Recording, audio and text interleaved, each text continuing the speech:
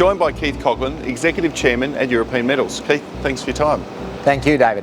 Recently announced a delay to the DFS. Most people think delay equals bad news. Why is this delay not bad news?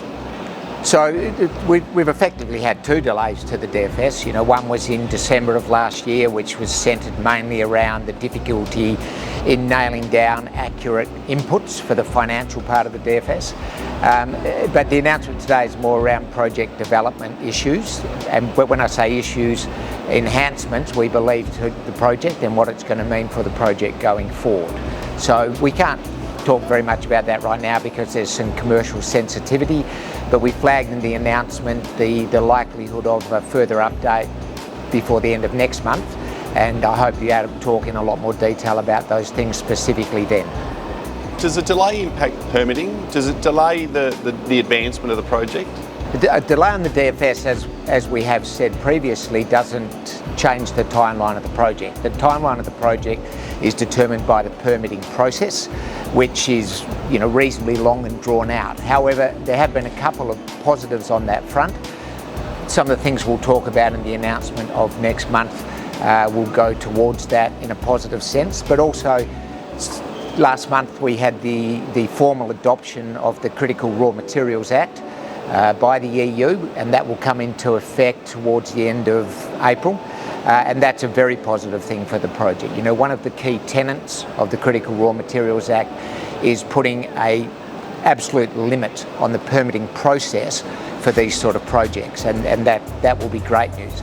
The other great thing about the CRMA is greater access to capital, and we've already seen the European Investment Bank make forays in this sense. If you like, that CRMA is Europe's response to the US's IRA. And if we look at how that has enacted, we look at something like the Thacker Pass project, for example. Very soon after the IRA came into effect, we saw GM make a significant investment into Thacker Pass to secure the offtake from that project. And just last week, we've seen the US Department of Energy commit $2.2 billion in loans to that project. So I think we'll see a similar sort of thing unfold in the EU. Probably the numbers won't be quite as big, but EIB is talking about other projects and potentially lending up to €500 million for other projects. We're having formal discussions, and those discussions will become formal when we publish our DFS. But we would expect to get some support from EIB as well as our own existing shareholder, the EBRD, the European Bank for Reconstruction and Development, who are very supportive of the project and who are very closely aligned with EIB. So, there are some significant positives that have come out of the last month or so as well. Your partner on the project is ČEZ, the Czech utility company, major utility company. Are they aligned with what you and your company want to do with the development of this project? Absolutely. So the key, ČEZ is a very big organisation, but the key people within ČEZ, from our perspective, are very much aligned with us in terms of the timelines in bringing this project to fruition as quickly as possible. It's very positive for them. They still have aspirations about being involved in a gigafactory, a battery factory within the Czech Republic. They are very, very much aligned with green energy. They've been moving away from coal for many years now and have an active winding down program. They have very big green energy assets themselves, wind farms, solar power, etc. They've committed to provide green energy to this project, and that they would very much like to see the project move ahead as quickly as we would like to see it move ahead. They are being very helpful in country. They obviously have significant in-country resources and significant in-country experience, which is proving to be invaluable for us. And I think more will come of that, when we go to this announcement stage before the end of April. So they're playing a very active role in finding opportunities to enhance the economics of the DFS. Absolutely, yes. And helping a lot with interaction with community groups, regional and local governments, Czech forests, for example, whom we obviously need permitting from. All of those people ČEZ have very good, very long-term relationships with. The Tribeca project is one of the largest hard rock lithium projects in the EU.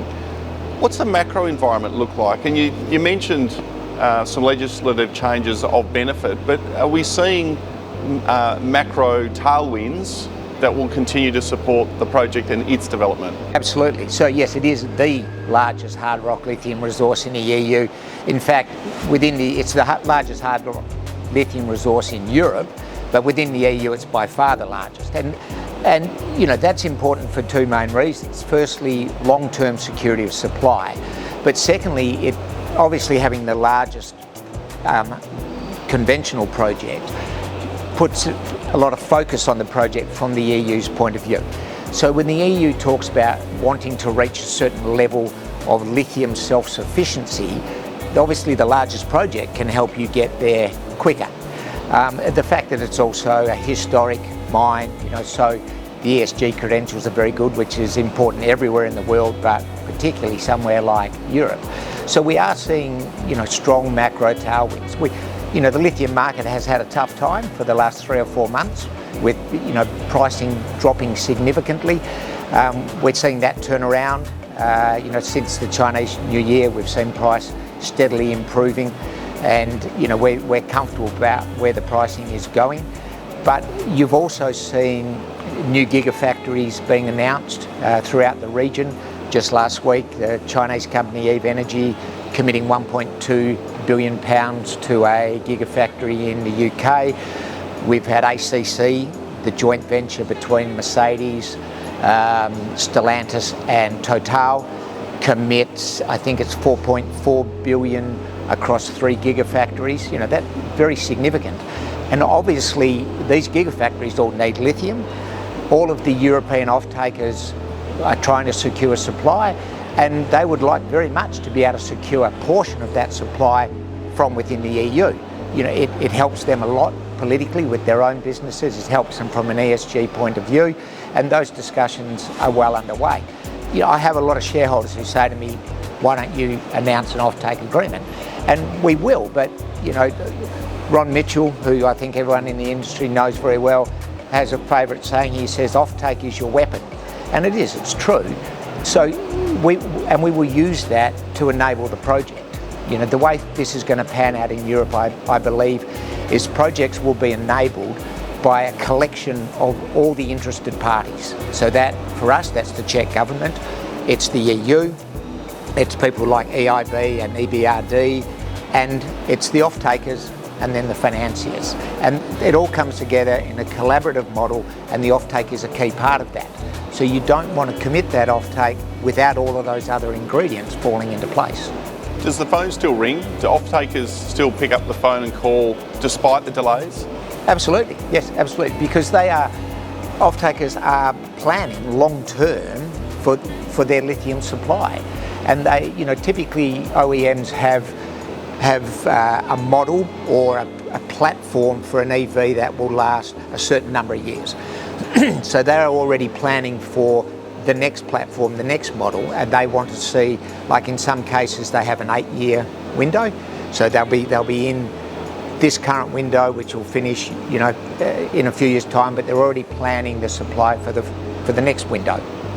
Clearly, shareholders will be somewhat disappointed by the delay, but there is a glimmer of excitement in your eye in terms of what is coming over the next month and what that potentially could yield for the DFS. So it's an exciting time ahead. We watch with interest and look forward to following the story. Keith, thanks for your time. Thanks for your time, David.